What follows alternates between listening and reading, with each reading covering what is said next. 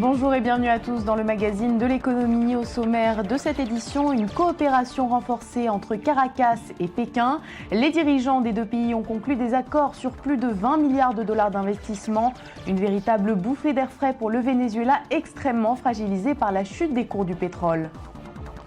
En deuxième partie d'émission, on parlera du café. Si l'Afrique est l'un des plus grands producteurs au monde, elle en consomme peu. D'où l'idée d'un jeune entrepreneur nigérian de lancer sa chaîne, une sorte de Starbucks pour conquérir les plus grandes villes du continent. Et puis on terminera avec une industrie autrefois florissante, mais aujourd'hui au bord du précipice, celle des fleurs de la bande de Gaza. En moins de 10 ans, les exportations sont passées de plus de 7 millions de dollars à zéro.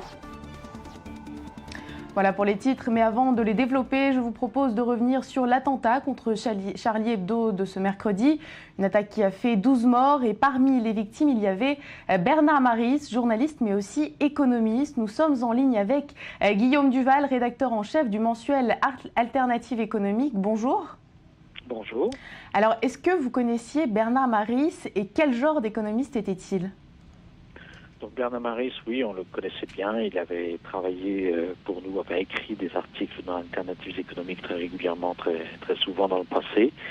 Et en plus, on le connaissait bien aussi personnellement parce qu'on avait participé avec lui à d'aventures militantes, notamment au moment de la création d'Attaque et du mouvement altermondialiste. Donc c'était quelqu'un avec lequel on entretenait des relations étroites.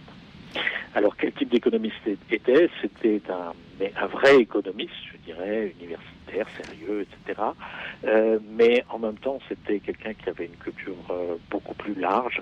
Donc, il connaissait parfaitement Keynes, en particulier les textes de Keynes, la pensée de Keynes, dont il était un grand spécialiste. Mais au-delà de ça, il s'intéressait aussi beaucoup à la culture au sens large. Il avait une bonne connaissance de la psychanalyse et il avait travaillé justement sur les rapports entre la psychanalyse et l'économie. Ça intéressait aussi d'ailleurs Keynes, qui, comme vous le savez sans doute, s'interrogeait sur les esprits animaux des investisseurs.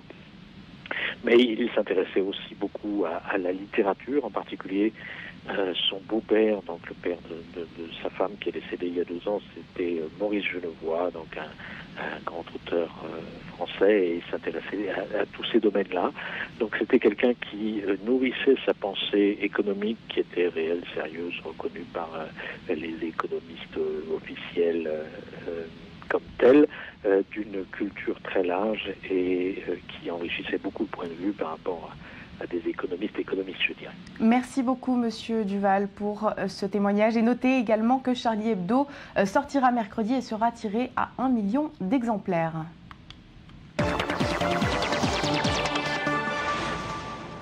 À présent, je vous propose de faire un tour d'horizon de ce qui fait la une de l'actualité économique et on commence avec la zone euro. En décembre, les prix ont baissé de 0,2%. C'est la première fois depuis octobre 2009.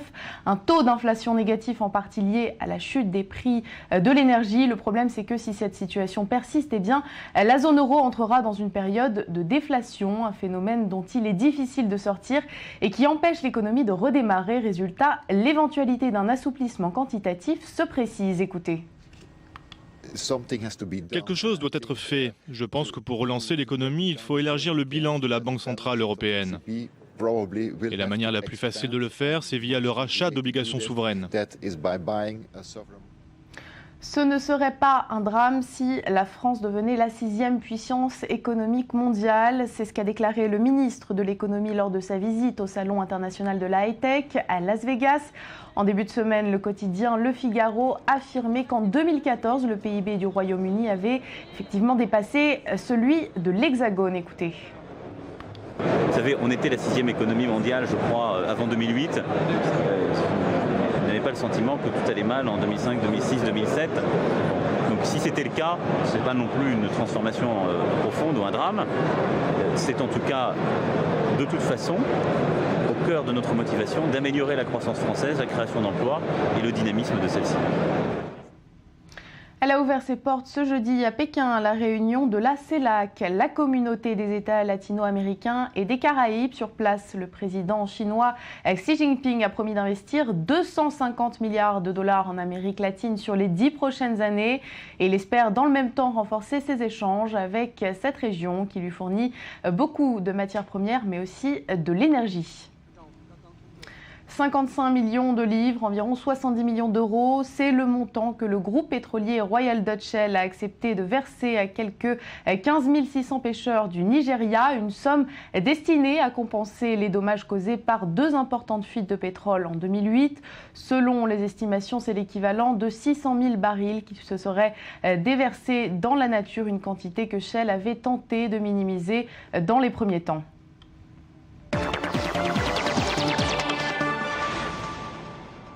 « 20 milliards de dollars, c'est le montant des accords d'investissement conclus entre Caracas et Pékin. Le président Nicolás Maduro s'est rendu en Chine dans l'espoir d'obtenir un nouveau soutien financier. Le Venezuela est en effet extrêmement fragilisé par la chute des cours du pétrole. D'après de nombreux analystes, le pays serait même proche du défaut de paiement. Les détails en images, regardez. Nicolás Maduro est en Chine depuis lundi. L'allié stratégique de Caracas est son principal investisseur et le 2e importateur de son pétrole derrière les États-Unis. La chute de près de 50% du baril vénézuélien depuis septembre a précipité le voyage du président chaviste. Le pays est à court de trésorerie et menacé d'une cessation de paiement. Mercredi soir, la Chine, a assuré Maduro, devrait assurer pour près de 20 milliards de dollars d'investissement cette année. D'abord, nous allons continuer à approfondir notre association sur l'énergie, qui est la base de notre coopération. Ensuite, nous approfondirons l'alliance avec les compagnies pétrolières chinoises qui vont élargir leur participation au capital et investir dans le secteur pétrolier vénézuélien. Le dirigeant chaviste n'a pas précisé si l'aide incluait aussi de nouveaux prêts du géant asiatique qui a déjà octroyé au Venezuela pour près de 42 milliards de dollars en crédit à long terme. 24 milliards ont déjà été remboursés en hydrocarbures. Reste que pour Nicolás Maduro, cette baisse de l'or noir est due à une guerre du pétrole menée par les États-Unis. Aujourd'hui, les États-Unis se sont fixés comme but de détruire l'OPEP et en détruisant l'OPEP, de déstabiliser le marché pétrolier, détruire les prix et cela aura des effets collatéraux sur d'autres marchandises. Les prix de nombreux produits devraient en effet grimper si, comme le croient les économistes, Caracas dévaluait le bolivar. Côté population, on souffre et on craint pour l'avenir. L'inflation sape les revenus réels, les salaires vénézuéliens de manière prononcée. Ils sont pris à la gorge. D'un côté, il y a des prix élevés et de l'autre, les produits se font rares. Plus que jamais, le Venezuela semble être dans l'impasse. L'inflation en 2014 a atteint les 64% et le pays est touché par une pénurie de près d'un tiers des produits de première nécessité. On le déguste noir, sucré, laté et parfois même saupoudré de chocolat. Il s'agit du café. L'Afrique est l'un des plus grands producteurs au monde, mais sa consommation est encore limitée. Et c'est avec ce constat qu'un jeune entrepreneur nigérian a décidé de lancer sa propre chaîne, Neo, une sorte de Starbucks africain. Son objectif est de conquérir les grandes villes du continent. Regardez. Les grains de café cultivés dans les collines du Rwanda ont longtemps été destinés à être exportés loin du continent africain, en Europe ou aux États-Unis. On peut désormais déguster un arabica rwandais à Lagos, au Nigeria, en expresso ou dans un cappuccino, dans un des établissements de la marque Neo. Le Nigérian Ngozi Dossier a eu l'idée de créer une chaîne de café 100% africaine à destination des Africains et en a fait son principal argument de vente. Neo en Tswana, la langue du Botswana, ça veut dire cadeau. Et bien sûr, ça veut aussi dire nouveau en latin. Il s'agit d'une nouvelle approche du café où nous, en tant qu'Africains, nous buvons le café que nous produisons, qui nous a été donné en cadeau, au lieu de l'exporter et d'importer des cafés de qualité inférieure. Le Rwandais Kaitana Bosco, passionné de café, est venu de Kigali pour former des Nigérians à l'art du cappuccino. Au Nigeria, comme dans la plupart des pays d'Afrique, la consommation de café est une habitude de vie récente, importée par les Africains qui ont étudié ou travaillé à l'étranger. 99% de nos clients sont des returnees, des Nigérians qui reviennent au pays ou bien des étrangers. Ce sont des gens qui ont eu l'opportunité de voyager dans des pays occidentaux, en Europe. L'homme d'affaires nigérian Chukwu Emwa, qui a longtemps vécu aux États-Unis, fait partie de ces returnees, devenus accros au café en fréquentant la chaîne américaine Starbucks. Je suis un adepte du Starbucks. Chaque fois que je vais aux États-Unis ou ailleurs à l'étranger, je cherche un Starbucks et je me prends un café. Et maintenant qu'il y a Neo, je viens au café Neo pour mon café latte. Pour l'instant, Neo compte 3 branches à Lagos et une à Kigali, au Rwanda. Mais la chaîne se rêve déjà en Starbucks africain, avec des cafés dans toutes les grandes capitales du continent. Voilà, un Starbucks africain qui a encore un petit peu de chemin devant lui. Et pour en parler, nous sommes en ligne avec Thierry Barbeau, rédacteur en chef du site internet info-afrique.com. Bonjour. Bonjour. Alors vous vous rendez régulièrement en Afrique et vous connaissez donc cette chaîne de café Neo. Est-ce que vous pensez que ça peut fonctionner? Est-ce que ce type de concept est vraiment adapté au marché local? Alors, je pense que de toute façon, les Africains sont toujours amateurs un petit peu de ce qui vient de l'étranger. Comme l'évoquait votre reportage, il y a une classe aujourd'hui moyenne qui s'impose de gens qui retournent au pays faire des affaires et ils attirent avec eux plein de consommateurs locaux qui vont s'y mettre. Donc, il y a un grand potentiel de développement. Aujourd'hui, ils sont une petite structure. Demain, ils peuvent en être une grande et du coup s'implanter avant Starbucks. Alors finalement, oui, comme vous le disiez, cette chaîne de café et plus généralement cette Afrique qui, entre guillemets, s'américanise un petit peu plus chaque jour, est-ce que ce n'est pas simplement la conséquence de l'essor de la classe moyenne sur le continent ? Alors c'est véritablement l'essor de la classe moyenne quand même qui véhicule en fait cette consommation. Au Nigeria, on a un des pays les plus peuplés avec 180 millions d'habitants. La classe moyenne, on l'estime entre 3 et 4 millions. Donc ça fait tout de suite un essor économique, une consommation beaucoup plus large et c'est une majorité de cas dans d'autres pays d'Afrique. Donc elle peut drainer vers elle une synergie vers la consommation de ce type de produits. Mais c'est vrai que les Africains, à la base, ne consomment pas du tout de café, mais plutôt du thé. Alors la Banque africaine de développement a mené une étude qui montre qu'aujourd'hui, un Africain sur 3 appartient donc à la classe moyenne. Ça rejoint les données que vous nous donniez. On imagine évidemment que ce taux n'est pas identique partout et qu'il y a des disparités entre les pays, probablement même au sein des pays eux-mêmes. Oui, tout à fait. Alors, ce qui est très important, effectivement, c'est toujours, et quel que soit le produit, l'aspect culturel.